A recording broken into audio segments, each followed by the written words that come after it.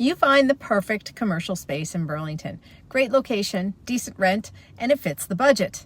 Then the lease arrives and somehow that $14 per square foot deal is starting to look a lot closer to $25.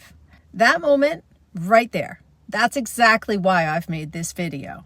Because in my experience working with tenants across Burlington and the GTA, that gap between the quoted rate and the real cost, it's not coming from a landlord trying to take advantage of anyone.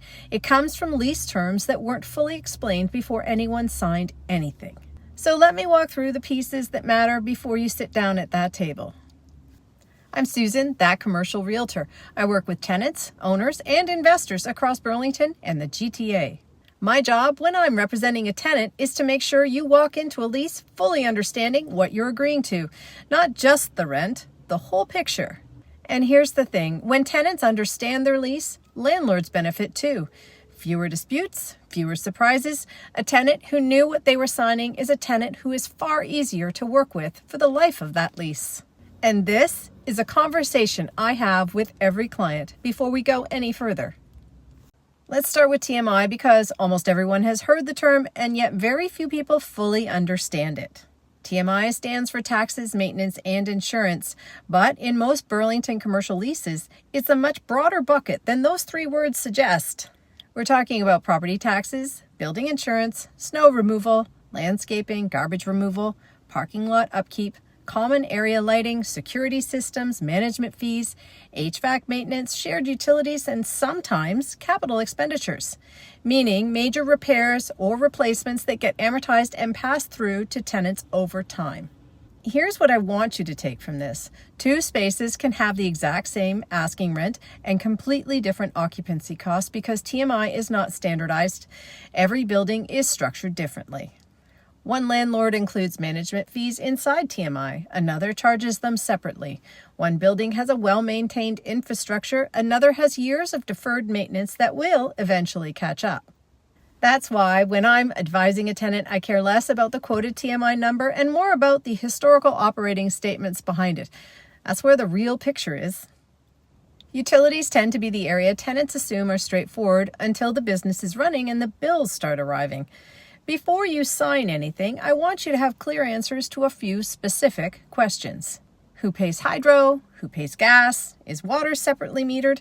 If utilities are shared, how are they allocated between tenants? This matters more in older Burlington industrial and office buildings where you can have shared systems that aren't immediately obvious during a tour.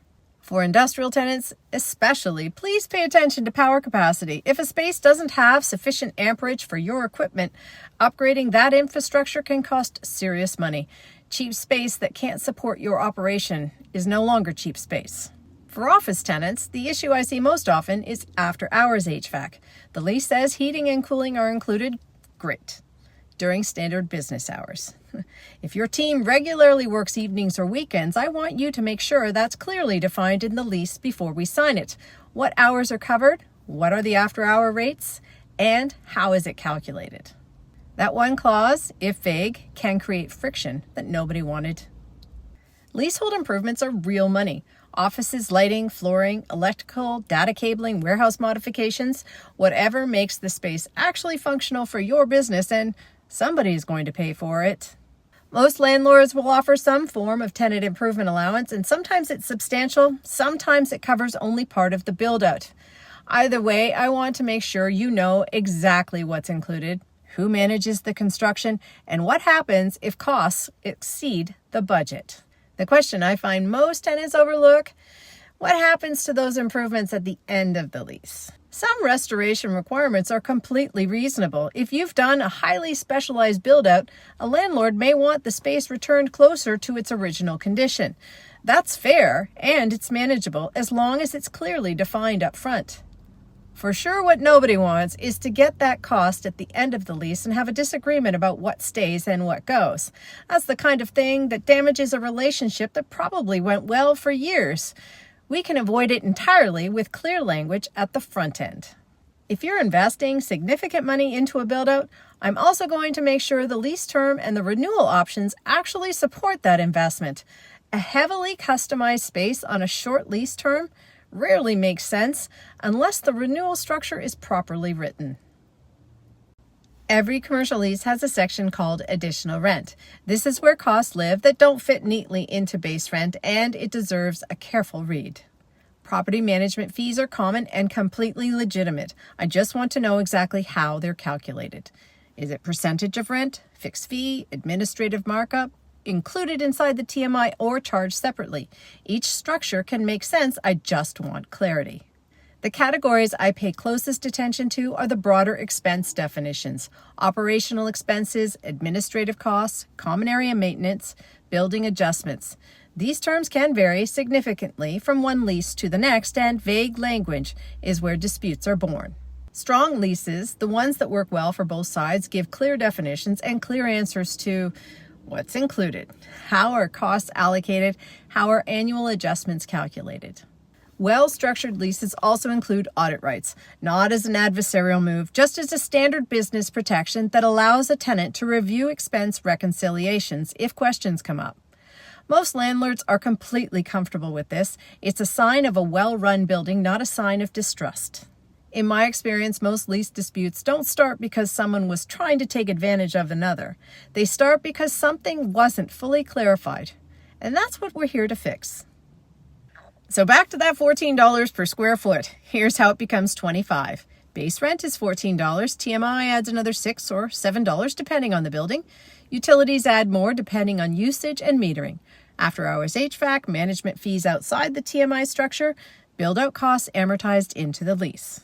None of those numbers are unusual or inherently unreasonable. They show up in Burlington commercial leases every day.